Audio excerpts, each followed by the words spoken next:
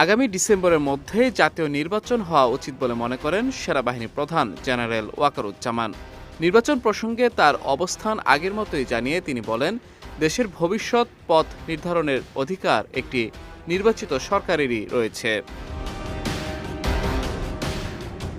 বুধবার ঢাকার সেনানিবাসে অফিসার্স অ্যাড্রেস উপলক্ষে আয়োজিত এক অনুষ্ঠানে সেনাপ্রধান এসব কথা বলেন।